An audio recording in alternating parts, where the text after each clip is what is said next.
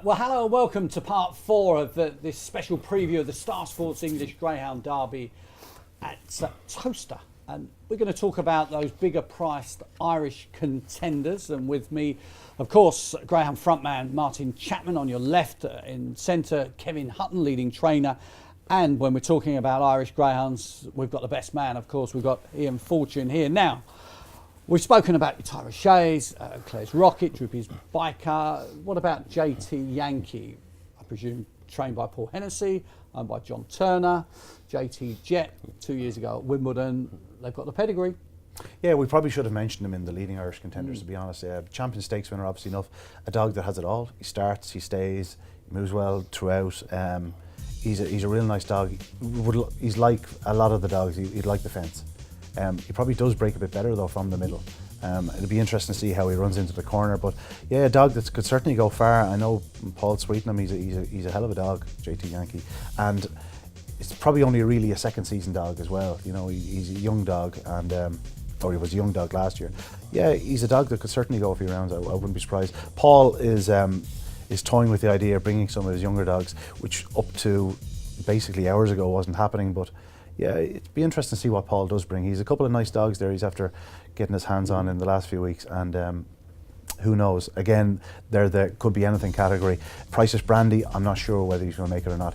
It's touch and go. He's a dog that's had serious injuries, an exceptionally fast greyhound. If he was here fitting well, you'd fancy him to go far, but whether he makes it or not, that's the next question. But yeah, Paul is a decent team, but you know, we're talking only 4 or 5 men really coming from Ireland with a team of dogs. It'll be interesting to see if there'll be a few men come with 1 or 2 dogs. We'll see, but in terms of more than 1 or 2 runners, there's only about four men. Martin, Clonbrine Hero, came over last year. He's a competition winner. Interested in him? One of the Irish lowers, of course, yeah. Because Graham Mullen's not going to bring a big team this year, apparently. Obviously, last year brought quite a few over with Claire's Rocket and a fairly fair-sized team. But as Ian said, with the racing in Ireland this year, there's a less of an Irish challenge, but there'll be a few dogs coming over. I mean, yeah, Clonbrine Hero, he will bring them over. Slightly controversial dog, shall we say, without going too deep into that. But there we go. Yeah, he won 3 classics. He won the Produce Stakes, the Laurels, and the Ledger. Obviously, the other stuff is just whatever. All I know is that he still owns them, and he's a classic winning greyhound. And he trialled reasonably well the other night. The clock wasn't great, but he walked out of traps, got clipped in the corner, and then tied up.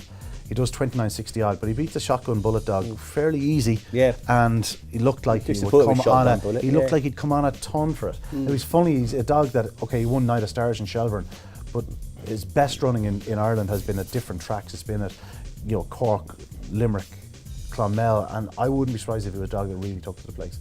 He's a very talented greyhound. He certainly is. His name is Clonbrine Hero. Definitely one to watch. Kevin, I'm going to throw dogs of the likes of Chesperito, Whoops Jack, Come to Pass. We know Peter Cronin's won the Gimcrack, Swithin's Bray, the Headhunter.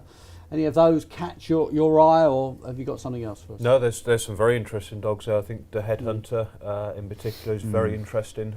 He just seems to be getting better and better. I know he was a big money purchase, wasn't he, out of Cork, I think, and probably disappointed a little bit to start with, but he seems to have learnt his trade now. And the penny's really dropped this dog. Penny's dropped now. He's turned into a real greyhound. I think he's very, very fast young dog, and you would think his style would be suited here as well. So I think he's a very interesting dog.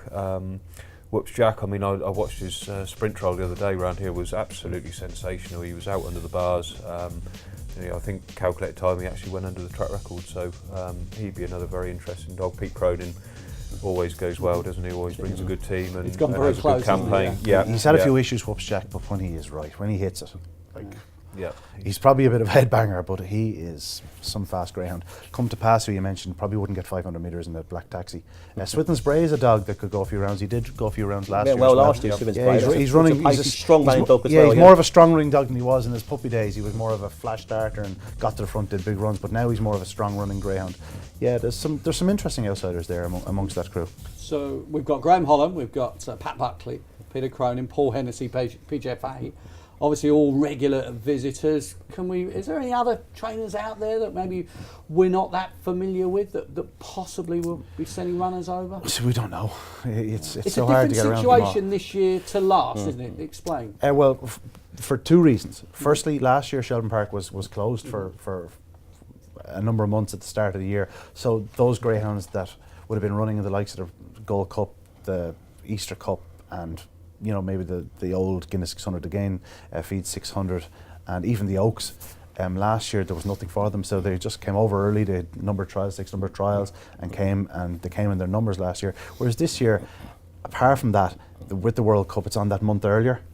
So after the Easter Cup, there's let's say the bitches, for instance, they could stay in home and race in the Oaks. Whereas last year we bought 5 or 6 bitches. This year we'll probably only have the one bitch. OIU penalty, or she's not even ours anymore. And you have the Gain 600 on at the moment, and then Kirby is just finishing on Saturday, and then all of a sudden the Derby starting 10 days later. It's tight. It's very tight for the likes of the Biker, the Headhunter. Well, the Biker is out earlier, but for the likes of Drewby's Davy and the Headhunter, they're going to have a really crammed, sort of intense learning process here at Towcester. Maybe get 2 trials into them, and then hope that it doesn't show effects in the latter stages of the Derby if they get that far. Hopefully, it won't affect us. The problem is Towcester is that bit quirkier than, let's say, Wimbledon would have been.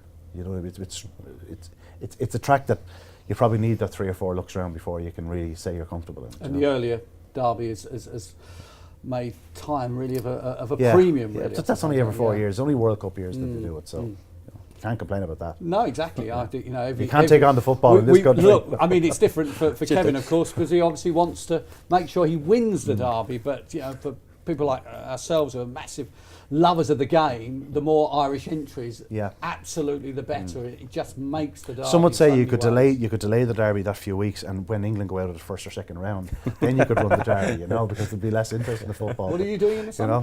Huh? We're supporting Germany.